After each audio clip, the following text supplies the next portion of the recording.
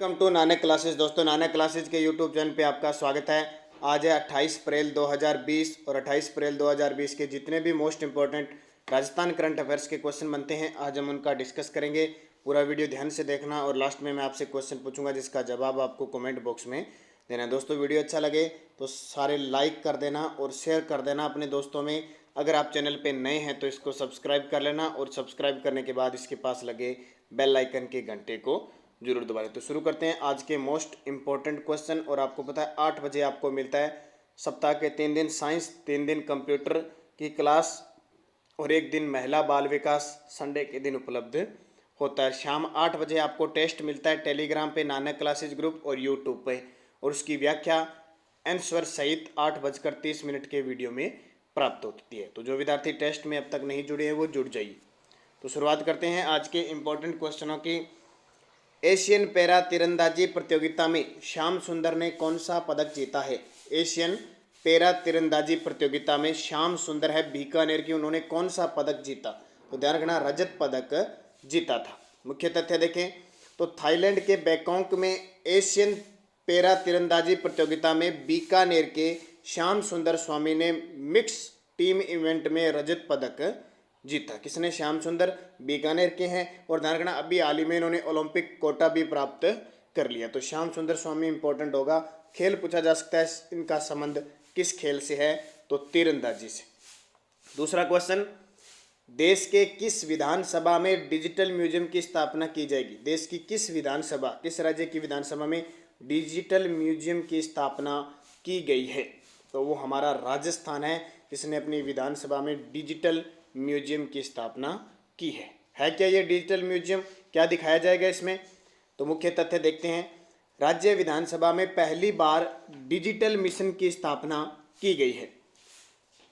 ठीक है, इसकी शुरुआत शीतकालीन सत्र नवंबर से हो गई है। म्यूजियम में क्या दिखाया जाएगा? 67 साल के विधानसभा इतिहास में राजस्थान के मुख्यमंत्रियों की उपलब्धियां, जीवनी को दिखाया जाएगा। व नेता प्रतिपक्ष रहे कद्दावर नेताओं की डिजिटल जीवनी भी तैयार करवाई जाएगी। यानी मेन जो नेता प्रतिपक्ष थे, जिनकी ज़्यादा भूमिका थी, उनकी जीवनी भी तैयार करवाई जाएगी। और आज तक जितने भी राजस्थान के मुख्यमंत्री रहे हैं, यानी विधानसभा में सदन के नेता जो होते हैं, उनके जीवनी उपलब्धियों के बारे में एकदम यहाँ पे डिजिटल तरीके से दिखाया जाएगा। तो ये करने वाला पहला राज्य कौन सा हो गया? राजस्थान हो गया। अब जल्दी से इंपॉर्टेंट, मैंने सारी की सारी विधानसभा आपको करवा दी अंतिम में इंपॉर्टेंट तथ्य में।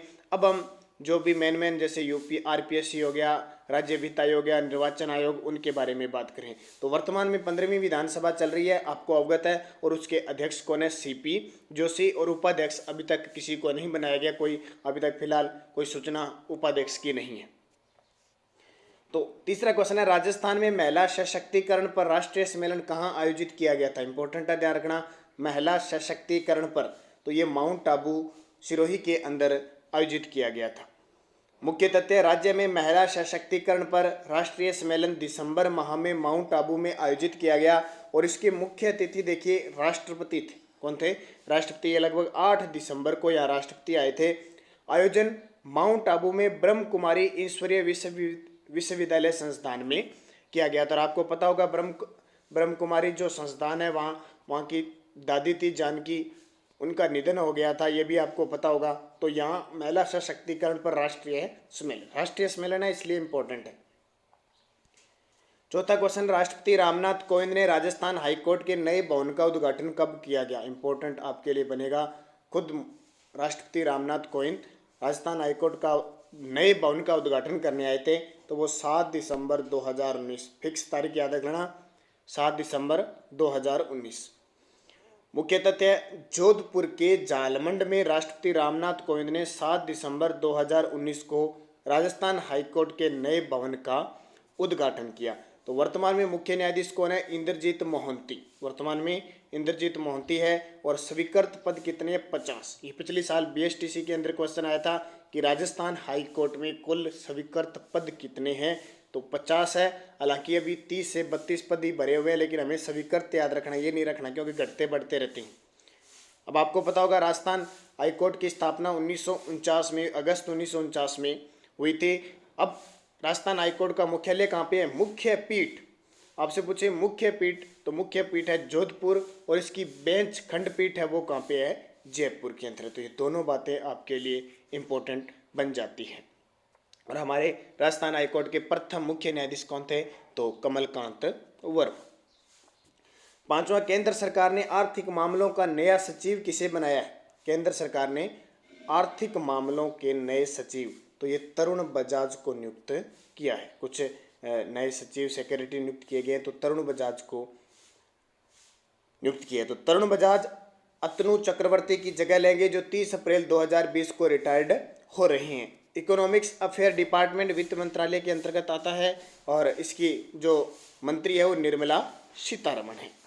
तो राज्य मंत्री अनुराग ठाकुर है, यानी वित्त मंत्रालय जो वित्त मंत्री है निर्मला सीतारमण है, और राज्य मंत्री कौन है, राज्य वित्त मंत्री है अनुराग ठाकुर। और अब वित्त आर्थिक मामलों के नए यानी वित्त के नए सचिव बना दिए गए हैं तरुण बजाज। तो आपके लिए इंपॉर्टेंट है। छठा क्वेश्चन देखिए, इस वर्ष विश्व टीकाकरण सप्ताह दिवस कब मनाया जा रहा है, ये भी इंपॉर्टेंट है। इस वर्ष विश्व टीकाकरण सप्ताह दिवस, तो ये कोई दिवस आ गया, कोई सप्ताह दिवस आ गया, सारे के सारे आपके लिए इंपॉर्टेंट हो जाते हैं। तो ये 24 अप्रैल से 30 अप्रैल तक मनाया जा रहा है। 24 अप्रैल से इसकी शुरुआत हो गई और 30 अप्रैल तक यह दिवस मनाया जाएगा। इस साल विश्व टीकाकरण सप्ताह 24 अप्रैल से 30 अप्रैल 2020 तक मनाया जा रहा है। इस साल अप्रैल महीने के अंतिम सप्ताह में सभी उम्र के लोगों की बीमारियों से सुरक्षा के लिए टीके के उपयोग को बढ़ावा देना और प्रोत्साहित करने के लिए विश्व टीकाकरण सप्ताह बनाया जा रहा है। तो तारीख आपको याद रखनी है, 24 अप्रैल से 30 अप्रैल तक। विश्व टीकाकरण सप्ताह 2020 की थीम है vaccines work for all. Vaccines work for all. साल 2020 के अभियान का उद्देश्य है बच्चों और विश्व स्वास्थ्य समुदाय के स्वास्थ्य के लिए टीके की कीमत में क्या करना, कमी लाना। विश्व स्वास्थ्य संगठन के महानिदेशक है डेट्रोस एडहनोम। डेट्रोस एडहनोम है। अब जल्दी से बता दीजिए WHO का मुख्यालय कहाँ पे, जल्दी से कमेंट करके बताओ WHO का मुख्यालय। 7 नंबर देखो, किस देश ने नाबालिग द्वारा किए गए अपराधों के लिए सजाए मौत समाप्त कर दी है। किस देश ने नाबालिग द्वारा किए गए जो अपराध है उनके लिए जो सजाए मौत है उसको समाप्त कर दिया है, तो सऊदी अरब ने। किसने, सऊदी अरब ने। यहाँ पे संयुक्त अरब अमीरात इधर चला गया, सऊदी अरब है, इसका ध्यान रखना, सऊदी अरब। मुख्य तथ्य है, सऊदी अरब के राजा सलमान बिन अब्दुल अजीज उल सऊद ने नाबालिगों द्वारा किए गए अपराधों के लिए मौत की सजा को समाप्त कर दिया गया है। नए आदेश में कहा गया है कि कोई भी व्यक्ति जिसे अपराध के लिए मौत की सजा मिली है और वह नाबालिग है तो उसे अब फांसी की सजा नहीं दी जाएगी। मौत की सजा न देने के साथ ही यह भी कहा गया है कि नाबालिग अपराधी को हिरासत में 10 साल से अधिक की जेल की सजा भी नहीं दी जाएगी। नए नियम की घोषणा सऊदी सरकार ने के मानवाधिकार आयोग के अध्यक्ष अवाद अलावाद ने की थी। ये भी इंपॉर्टेंट है, सऊदी अरब के मानवाधिकार आयोग के अध्यक्ष कौन है, अवाद अलावाद ने। तो सऊदी अरब की राजधानी रियाद है और मुद्रा कौन सी है, सऊदी रियाद।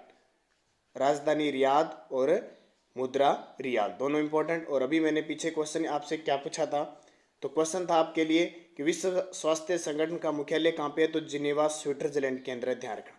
अब पिछले वीडियो में क्वेश्चन क्या था, राष्ट्रीय पंचायती राज दिवस कब मनाया जाता है, तो ये सारे विद्यार्थी कमेंट में जवाब दिया करो। कुछ एक विद्यार्थी ही इस क्वेश्चन का आंसर देते हैं, तो सारे दिया करो ताकि आपकी तैयारी का पता लगे। आपके लिए स्पेशल ये क्वेश्चन पूछा जाता है। तो 24 अप्रैल को राष्ट्रीय पंचायती राज दिवस मनाया जाता है। और एक क्वेश्चन, बिलों में प्रचलित कौन सा नृत्य खेल नृत्य है, तो कौन सा नृत्य खेल नृत्य, नेजा नृत्य है वो खेल नृत्य है। बाकी मैंने ये क्वेश्चन सारे टेलीग्राम पे आपको पोल के लिए डाल दिए, आपने क्लियर कर दिए होंगे। जैसे गोसाई नृत्य है तो जोगण माता को समर्पित है। गेर नृत्य जो दिन में खेला जाता है, आपको पता है 40 दिन तक चलता है, शिव पार्वती और भस्मासुर की कथा पर आधारित है, ये बिलों का नृत्य है। नेजा खेल नृत्य है, आपने देखा होगा होली जब होती है और होली के दिन एक वृक्ष, खेजड़ी का वृक्ष या कोई लकड़ी लेके आते हैं, एक वृक्ष सा बना लेते हैं और उसके साथ आसपास लकड़ियां लगा देते हैं। आपने देखा होगा। लकड़ियां लगाने के बाद क्या होता है कि कुछ महिलाएं होती है और पहले महिलाएं खड़ जाती है और उसके बाद पुरुष खड़ जाते हैं और उस जो वृक्ष होता है उसके अंदर एक नारियल बांध दिया जाता है, उस वृक्ष को प्रहलाद माना जाता है।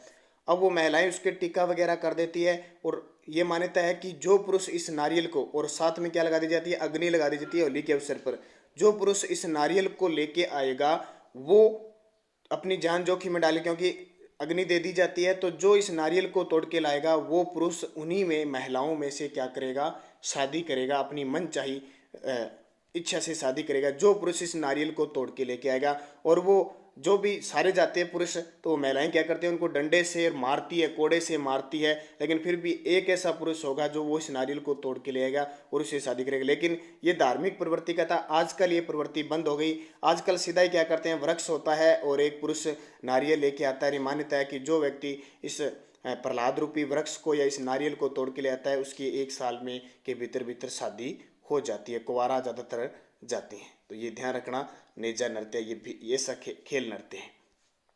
अब वीडियो के लास्ट में क्वेश्चन आपके लिए, राजस्थान के किस शहर की स्थापना अक्षय तृतीया पर हुई थी? जयपुर, जोधपुर, बीकानेर, उदयपुर। चारों के चारों जो शहर है वो आपके लिए इंपॉर्टेंट है।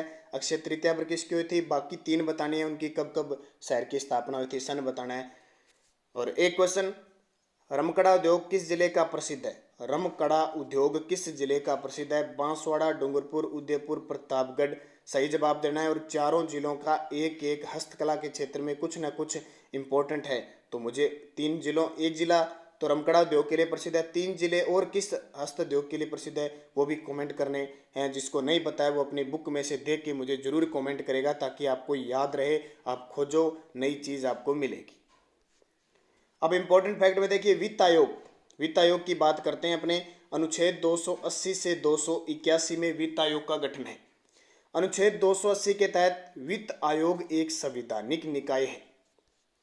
वित्त आयोग का गठन अनुच्छेद 280 के तहत राष्ट्रपति प्रत्येक 5 वर्ष में या आवश्यक होने पर उससे पहले भी कर सकता है, जिसमें 1 अध्यक्ष और 4 अन्य सदस्य शामिल है। वित्त आयोग के अध्यक्ष की नियुक्ति प्रधानमंत्री की सलाह से राष्ट्रपति करता है और देश के प्रथम अध्यक्ष थे केसी नियोगी। देश के प्रथम वित्त आयोग अध्यक्ष कौन थे? केसी नियोगी। और 14वां वित्त आयोग चल रहा है 2015 से 2020, तो उसके अध्यक्ष हैं वाई बी रेड्डी। और अभी 15वां वित्त आयोग 2020 से 25, उसके अध्यक्ष हैं एन के सिंह। बात करते हैं हमारे राजस्थान की राज्य वित्त आयोग। तो 73वें संविधान संशोधन अधिनियम 1992 के तहत अनुच्छेद 243 जय, ये याद रख लेना, 243 जय के तहत राज्य में राज्यपाल की सिफारिश पर पंचायतों की वित्तीय स्थिति का निरीक्षण करना और उनकी उन्नति के लिए प्रत्येक 5 वर्ष के पश्चात की आवश्यकता होने पर इससे पूर्व एक वित्त आयोग का गठन करना। तो राजस्थान राज्य के प्रथम वित्त आयोग अध्यक्ष थे कृष्ण कुमार गोयल, 1995 से 2000। जो बातें हैं ये आपके लिए इंपॉर्टेंट होगी।